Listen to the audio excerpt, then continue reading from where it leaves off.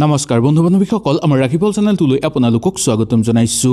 মহাশিৱৰাত্ৰিৰ দিনা এইকেইটা কাম আপোনালোকে নিশ্চয় মানি চলিব। জীৱনত সুখ শান্তি বিৰাজ হ'ব, মনৰ আশা আপোনালোকৰ পূৰ্ণ হৈ পৰিব। 8 মাৰ্চ আৰু ফাগুন মাহৰ 24 তাৰিখ শুক্ৰবাৰে পৰিছে মহাশিৱৰাত্ৰি। এই দিনা মহাদেৱে আমাৰ সকলো পাপ ধ্বংস কৰিবৰ কাৰণে পৃথিৱীলৈ নামি আহিব। এই দিনা গোটেই ভাৰতবৰ্ষত এই পূজা পালন কৰা হয়। যোনে যেনেকৈ পাৰে মহাদেৱক সন্তুষ্ট কৰিবলৈ চেষ্টা কৰে। আমাৰ সকলোৰে ঘৰতো এগছি হলেও এই দিনা চাকি জ্বলোৱা হয়। এনেও ঘৰৰ সকলো মানুহ এবাৰ হলেও মহাদেৱক দৰ্শন কৰিবৰ কাৰণে শিৱ মন্দিৰলৈ বা শিৱস্থানলৈ যায়। ইয়াৰ ফলত মহাদেৱ অতি সোনকালে সন্তুষ্ট হৈ পৰে আৰু ভক্তক মনৰ আশা পূৰ্ণ কৰোৱাৰ আশীৰ্বাদ প্ৰদান কৰে। মনৰ আশা পূৰ্ণ কৰিবৰ কাৰণে মহাশিৱৰাত্ৰিৰ দিনা কি কাম কৰা উচিত আজি আমি এই ভিডিঅ'টোৰ যোগেদি সুন্দৰভাৱে জানি লওঁ আহক। ভিডিঅ'টো মনোযোগ সহকাৰে শেষলৈকে চাব, তেতিয়াহে আপোনালোকে সুন্দৰভাৱে বুজি পাব। আৰু যদি ভিডিঅ'টো ভাল লাগে লাইক এটা কৰি আমাৰ মনোবল বঢ়াব আৰু আপোনালোকৰ বন্ধুবৰ্গৰ লগত শ্বেয়াৰ কৰি তেওঁলোককো উপকৃত কৰিব। 1 নম্বৰটো, এই দিনা ৰাতিপুৱা আপোনালোকে সোনকালে উঠি গা পা ধুই ল'ব। বিশেষকৈ মহিলাসকলে ৰাতিপুৱা 8 বজাৰ আগতেই গা ধুই আজৰি হৈ ল'ব। তাৰপিছত আপোনালোকৰ গোটেই ঘৰখনত গংগাজল ছটিয়াব। তাৰপিছত আপোনালোকে ভগৱানৰ ওচৰত এগছি চাকি জ্বলাব বা আপোনালোকৰ ঘৰত যদি মন্দিৰ আছে বা পূজা ঘৰ আছে তেনেহ'লে তাত আপোনালোকে এগছি চাকি জ্বলাই ভগৱানৰ পাঠ কৰিব। যদি সেইটোও কৰিব নোৱাৰে তেনেহ'লে আপোনালোকে ভগৱানৰ নাম ল'ব বা মহাদেৱৰ মন্ত্ৰ উচ্চাৰণ কৰিব। ওম নমঃ শিৱায় এই মন্ত্ৰটো উচ্চাৰণ কৰিলেও আপোনালোকৰ সকলো ঠিক হৈ পৰিব। ইয়াৰ ফলত মহাদেৱৰ কৃপা আপোনালোকৰ ওপৰত পৰিব আৰু আপোনালোকৰ সকলো মনৰ আশা পূৰ্ণ হৈ পৰিব। ঘৰত সুখ শান্তি বিৰাজ হ'বলৈ ধৰিব। আপোনালোকৰ ঘৰৰ পৰিৱেশ ভাল হৈ পৰিব আৰু পৰিৱেশত এক ভাল শক্তি বিচৰণ কৰিবলৈ ধৰিব আৰু আপোনালোকৰ ঘৰৰ পৰা সকলো বেয়া শক্তি ধ্বংস হৈ পৰিব। মহাশিৱৰাত্ৰিৰ দিনা আপোনালোকৰ ঘৰৰ ওচৰৰ মন্দিৰত আপোনালোকে এডাল ত্ৰিশূল দান কৰিব। ইয়াৰ ফলত আপোনালোকৰ ঘৰ আৰু পৰিয়ালৰ মাজত ভাল সম্পৰ্ক স্থাপন হৈ পৰিবলৈ ধৰিব। সকলো পণ্ডিতে কয় যে এই দিনা যদি ঘৰলৈ মহাদেৱৰ একপি ফটো আনিব পাৰে বা এটা মূৰ্তি আনিব পাৰে তেনেহ'লে ইয়াকো বহু শুভ বুলি মনা যায়। ইয়াৰ ফলত আপোনালোকৰ ঘৰৰ পৰা সকলো পাপ ধ্বংস হৈ পৰিব, বেয়া শক্তি ধ্বংস হৈ পৰিব। ঘৰত উন্নতি বৃদ্ধি পাবলৈ ধৰিব, ঘৰত সুখ শান্তি বিৰাজ হ'বলৈ ধৰিব, ঘৰৰ পৰা দৰিদ্ৰতা দূৰ হৈ পৰিব, মহাদেৱৰ পৰম কৃপা পৰিব তেনে মানুহৰ ঘৰৰ ওপৰত, যাৰ ফলত আপোনালোকৰ সকলো মনৰ আশা পূৰ্ণ হৈ পৰিব। ঘৰত ধন সম্পত্তি বৃদ্ধি পাবলৈ ধৰিব আৰু ঘৰত সুখ শান্তি বিৰাজ হ'বলৈ ধৰিব। 3 নম্বৰটো, মহাশিৱৰাত্ৰিৰ দিনা কোনো দৰিদ্ৰ মানুহক নিজৰ সাধ্য অনুসৰি দান কৰিব পাৰিলে মহাদেৱ অতি সোনকালে আপোনাৰ ওপৰত সন্তুষ্ট হৈ পৰিব। যিমান পাৰে আপোনালোকে দান কৰিবলৈ চেষ্টা কৰিব। এই দিনা যদি আপোনালোকে পাৰে শিৱ মন্দিৰতো আপোনালোকে ঝাৰু দান কৰিব পাৰে।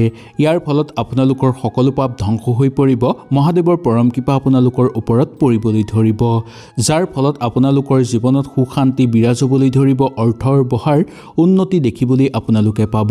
ঘৰত আনন্দময় পৰিৱেশ বিৰাজ হ'ব আৰু হঠাৎ অৰ্থ লাভৰ যুগ আপোনালোকৰ নামি আহিব। সেইকাৰণে এই দিনা পাৰে যদি আপোনালোকে ঝাৰু দান কৰিব। ঝাৰুডাল আপোনালোকে বজাৰৰ পৰা কিনি আনি তাত গংগাজল ছটিয়াই পবিত্ৰ কৰি ল'ব। তাৰপিছত তাত এডাল আপোনালোকে বগা সূতা বা দুল বান্ধি দিব। তাৰপিছত আপোনালোকে মহাদেৱৰ চৰণত ৰাখি সেৱা কৰিব বা মন্ত্ৰ জাপ কৰিব বা ওম নমঃ শিৱায় মন্ত্ৰটো জাপ কৰিব। তাৰপিছতহে যদি কোনো লোকক দিব বিচাৰে দিব বা আপোনালোকে কোনো মন্দিৰত দিব বিচাৰিলেও আপোনালোকে দিব পাৰিব। ইয়াৰ ফলত মহাদেৱৰ পৰম কৃপা আপোনালোকৰ ওপৰত পৰিব আৰু সেই ঝাৰু দিয়াৰ ফল আপোনালোকে তেতিয়াহে লাভ কৰিব পাৰিব। মহাশিৱৰাত্ৰিৰ দিনা মাছ মাংস খাব নালাগে বা মদু খাব নালাগে। যদি এই বস্তু আপোনালোকে খাই দিয়ে তেনেহ'লে আপোনালোকৰ বহু পাপ লাগিব আৰু মহাদেৱ ক্ৰোধিত হৈ পৰিব, যাৰ ফলত আপোনালোকৰ জীৱন ধ্বংস হৈ পৰিব, ঘৰত অৰ্থহানি হ'বলৈ ধৰিব, লগতে আপোনালোকৰ বেমাৰ আজাৰ ঘৰত বৃদ্ধি পাবলৈ ধৰিব। সেইকাৰণে মনত ৰাখিব যে মহাশিৱৰাত্ৰিৰ দিনা আপোনালোকে কেতিয়াও মাছ মাংস কণী আৰু মদ খাব নালাগে। মহাশিৱৰাত্ৰিৰ দিনা ঘৰত কণ্ডল বা ডাঙৰৰ লগত তৰ্ক কৰিব নালাগে। এইদিনা ঘৰতে থাকি আনন্দময় পৰিৱেশ বিৰাজ কৰিবলৈ আপোনালোকে যিমান পাৰে চেষ্টা কৰিব লাগে। ঘৰত যদি কণ্ডল হৈও থাকে তাৰ মাজত সোমাই আপোনালোকে সেই কণ্ডল দূৰ কৰিবলৈ চেষ্টা কৰিব লাগে। যদি ঘৰত কণ্ডল হৈ থাকে বা ডাঙৰৰ লগত তৰ্কাতৰ্কি হৈ থাকে তেনেহ'লে মহাদেৱ আপোনালোকৰ ঘৰলৈ নাহিব আৰু ঘৰৰ বাহিৰৰ পৰাই গুচি যাব, যাৰ ফলত আপোনালোকৰ ঘৰত দুখ দৰিদ্ৰতাই আৱৰি ধৰিব, ঘৰত কণ্ডল হ'বলৈ ধৰিব আৰু ঘৰত প্ৰচুৰ পৰিমাণে অৰ্থহানি হ'বলৈ ধৰিব। এই দিনা পাৰে যদি আপোনালোকে ভোজন নকৰিব। এই দিনা যদি আপোনালোকে ব্ৰত ৰাখিব পাৰে তেনেহ'লে বেছি ভাল। আপোনালোকে ফল মূল খাব পাৰিব, কিন্তু ভাতজাতীয় বা ৰুটিজাতীয় বস্তু এই দিনা নোখোৱাটোৱেই আপোনালোকৰ কাৰণে মংগল। এই দিনা খালে পশুৰ পেটলৈ যায় বুলি কয় বহু পণ্ডিতসকলে। সেইকাৰণে এই দিনা আপোনালোকে ভোজন নকৰি যদি ব্ৰত হৈ বা ব্ৰতত থাকিব পাৰে তেনেহ'লে আপোনালোকৰ বহু মংগল হ'ব। মহাদেৱৰ পৰম কৃপা আপোনালোকৰ ওপৰত পৰিব, যাৰ ফলত ঘৰত ধনে শুনে আপোনালোকৰ উপচি পৰিব আৰু মানসিক চাপ আপোনালোকৰ দূৰ হৈ পৰিব। যদি আপোনালোকৰ কিবা খাব লগা হয় তেনেহ'লে নামঘৰ বা আপোনালোকে মন্দিৰত খাব পাৰিব, কিন্তু বেলেগ জেগাত আপোনালোকে কেতিয়াও এই দিনা একো বস্তু নাখাব। মহাশিৱৰাত্ৰিৰ দিনা কোনো মানুহক আপোনালোকে অপমান নকৰিব। যদি অপমান কৰে মহাদেৱ আৰু মা পাৰ্বতীৰ খং উঠিব আৰু যাৰ ফলত আপোনালোকৰ জীৱন ধ্বংস হৈ পৰিব। সকলো ফালৰ পৰা আপোনালোকৰ বিফলতা নামি আহিব, ঘৰত সুখ শান্তি নোহোৱা হৈ পৰিব আৰু ঘৰত অৰ্থৰ অভাৱেও আপোনাক দেখা দিব আৰু লগতে আপোনালোকৰ জীৱন ধ্বংস হৈ পৰিব পাৰে। সেইকাৰণে এই ভুল আপোনালোকে মহাশিৱৰাত্ৰিৰ দিনা কেতিয়াও নকৰিব। মহাশিৱৰাত্ৰিৰ দিনা আপোনালোকে ৰাস্তাত পইচা হেৰাই পোৱাটো বহু শুভ বুলি মনা যায়। ইয়াৰ ফলত জানিব যে আপোনালোকৰ ভাগ্য উদয় হৈ পৰিছে। সেই হেৰাই পোৱা পইচা আপোনালোকে কোনো শিৱ মন্দিৰত নি আপোনালোকে দান কৰি দিব, কিন্তু সেই পইচা আপোনালোকে ঘৰলৈ কেতিয়াও নানিব। সেই পইচা যদি আপোনালোকে ঘৰলৈ আনে তেনেহ'লে সেই পইচাৰ লগত দুৰ্ভাগ্যও আপোনালোকৰ ঘৰলৈ আহি পৰিব পাৰে। সেই পইচা মহাদেৱৰ চৰণত ৰাখিব বা কোনো দৰিদ্ৰ মানুহকো আপোনালোকে দিব পাৰে, যাৰ ফলত আপোনালোকৰ সকলো দুখ কষ্ট দূৰ হৈ পৰিব, ভাগ্য আপোনালোকৰ উদয় হৈ পৰিব আৰু ঘৰত উন্নতিৰ দিশ বৃদ্ধি পাবলৈ ধৰিব। সকলো ফালৰ পৰা অৰ্থ আহিবলৈ ধৰিব আৰু মহাদেৱৰ পৰম কৃপা পৰাৰ ফলত আপোনালোকৰ সকলো মনৰ আশা পূৰ্ণ হৈ পৰিব।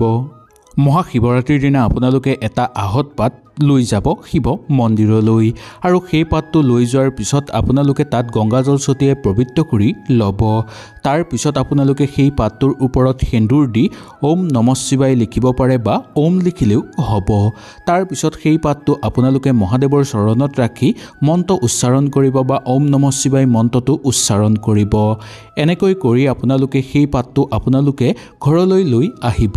ঘৰলৈ লৈ অহাৰ পিছত আপোনালোকৰ ঘৰৰ মন্দিৰ বা যিকোনো শুভ জেগাত আপোনালোকে নিশ্চয় সেই পাতটো ৰাখি থ'ব। এনেকৈ কৰিলে আপোনালোকৰ ঘৰত সুখ শান্তি বিৰাজ হ'বলৈ ধৰিব, ঘৰৰ মানুহৰ উন্নতি হ'ব আৰু আপোনালোকৰ ঘৰত প্ৰগতি বৃদ্ধি পাবলৈ ধৰিব। ঘৰত ভাল শক্তি সঞ্চাৰণ কৰিবলৈ ধৰিব আৰু ঘৰত আনন্দময় পৰিৱেশ আপোনালোকৰ বিৰাজ হোৱা দেখিবলৈ পোৱা যাব। মহাদেৱৰ পৰম কৃপা আপোনালোকৰ ওপৰত পৰিব। মহাশিৱৰাত্ৰিৰ দিনা যেতিয়া আপোনালোকে মহাদেৱক পূজা কৰিব সেই সময়ত আপোনালোকে পকেটৰ পৰা এটা 1 টকীয়া মুদ্ৰা বা যিকোনো মুদ্ৰা এটা আপোনালোকে মহাদেৱৰ চৰণত ৰাখিব আৰু পূজা কৰিব। পূজা শেষ হোৱাৰ পিছত আপোনালোকে সেই পইচাটো আনি আপোনালোকৰ মানি বেগ বা পইচা থোৱাৰ জেগাত সুন্দৰভাৱে ৰাখিব। ইয়াৰ ফলত আপোনালোকৰ ঘৰত ধন লাভ হ'বলৈ ধৰিব আৰু হঠাৎ ধনৰ আগমন হ'বলৈ ধৰিব। এই পইচাটোৰ লগতে মহাদেৱ আহি আপোনালোকৰ ঘৰত বাস কৰিব, যাৰ ফলত সকলো ফালৰ পৰা আপোনালোকৰ ঘৰত উন্নতি বৃদ্ধি পাবলৈ ধৰা দেখিবলৈ পাব। ঘৰৰ পৰা সকলো বেয়া শক্তি ধ্বংস হৈ পৰিব আৰু ঘৰত সুখ শান্তি বিৰাজ হ'বলৈ ধৰিব। হয়তো এই ভিডিঅ'টোৰ যোগেদি আপোনালোকে সুন্দৰভাৱে বুজি পালে। যদি কিবা অসুবিধা পালে নিশ্চয় মোক তলত কমেণ্ট কৰি জনাব। তেনেহ'লে আজিলৈ আপোনালোকৰ ওচৰৰ পৰা বিদায় লৈছোঁ। কালিলৈ পুনৰ আপোনালোকক লগ পোৱাৰ প্ৰতিশ্ৰুতিৰে আজিলৈ নমস্কাৰ।